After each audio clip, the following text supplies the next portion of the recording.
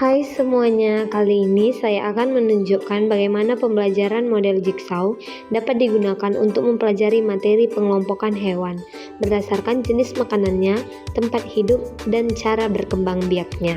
Model jigsaw adalah strategi pembelajaran kooperatif di mana siswa dibagi dalam kelompok kecil dan setiap anggota menjawab untuk mempelajari dan menguasai satu bagian materi. Langkah-langkahnya yang pertama, mereka dibagi dalam kelompok asal lalu belajar dalam kelompok ahli dan mereka kembali ke kelompok asal untuk mengajarkan materi mereka masing-masing.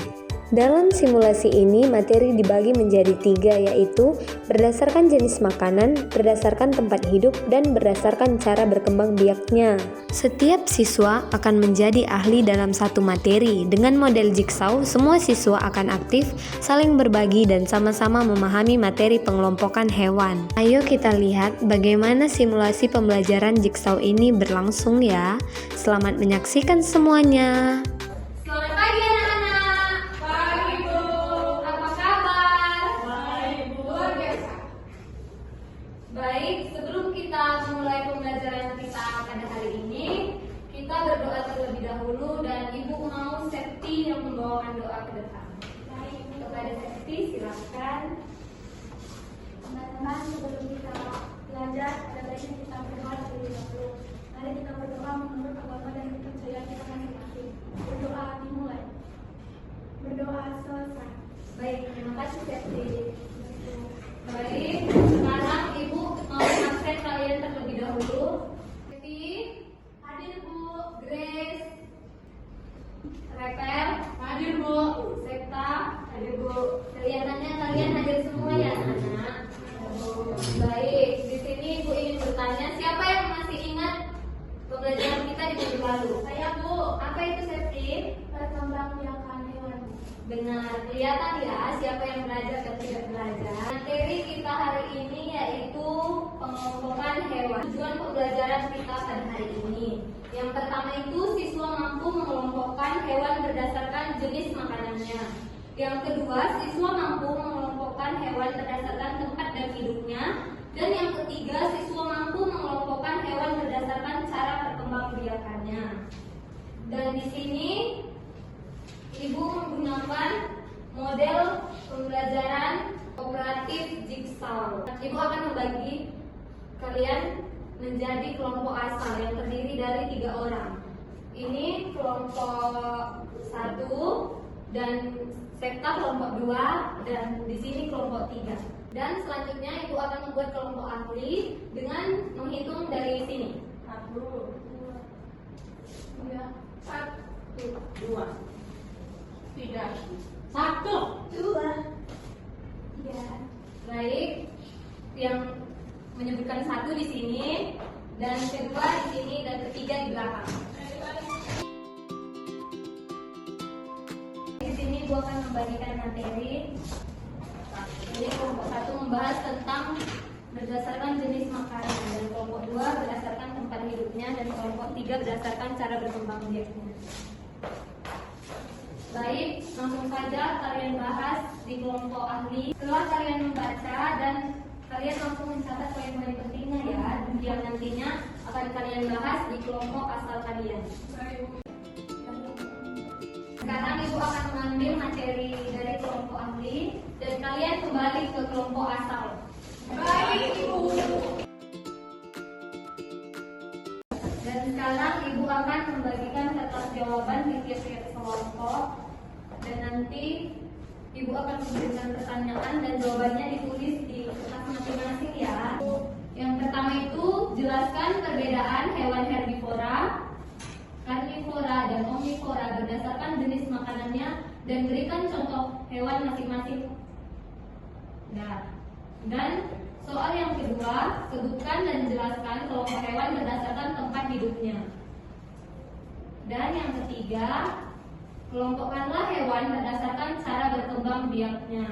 Beri waktu 5 menit untuk menjawab soal yang tadi diberikan ya.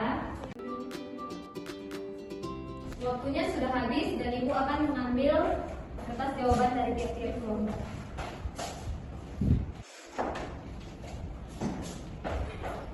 Nah, sekarang Ibu mau menjawab pertanyaan dari Ibu. Ya, kepada Grace, Ibu persilakan. Pertanyaannya ialah jelaskan perbedaan hewan herbivora, karnivora, dan omnivora berdasarkan jenis makanannya. Berikan contoh hewan dari masing-masing kelompok. Jawabannya ialah herbivora adalah hewan yang makan tumbuhan, contohnya sapi dan kambing. Karnivora adalah hewan yang makan daging, contohnya singa dan elang. Omnivora adalah hewan pemakan segalanya, contohnya ayam dan bebek. Baik, kita berbicara kelompok 2. Ibu persilakan Evi untuk membacakan jawaban.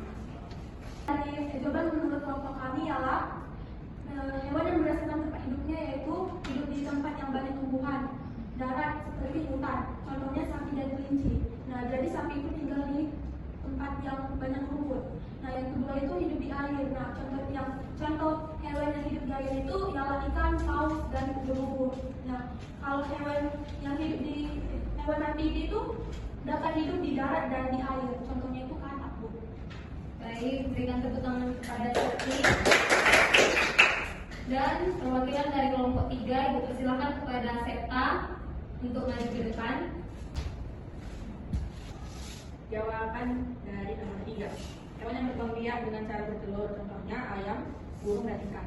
Hewan yang berkembang biak dengan cara melahirkan anaknya secara langsung, contohnya sapi, kucing, dan kera. Hewan yang bertelur dalam tubuh induknya, tetapi telurnya menetas di dalam tubuh dan langsung dilahirkan dalam bentuk anak, contohnya hiu dan ikan. Baik, berikan tepuk tangan kepada Septa. Ibu sudah memeriksa kertas jawaban dari pihak kelompok dari kalian.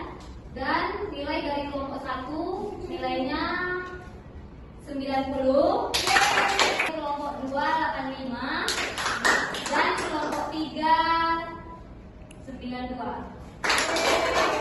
Kepada kelompok 3 yang mendapatkan nilai tertinggi yaitu 92, Ibu persilakan ke depan untuk memberikan reward. Ini sedikit reward dari Ibu. Dan tadi belajar ya anak. Oke, silakan dulu. Kesimpulan pembelajaran kita hari ini yaitu hewan dapat dikelompokkan berdasarkan 3 kategori yang utama, yaitu 1. Berdasarkan jenis makanan. Herbivora yaitu memakan tumbuhan, contohnya sapi, kambing, kelinci. Dan yang kedua, karnivora, memakan daging hewan lain, contohnya singa, harimau, dan ular.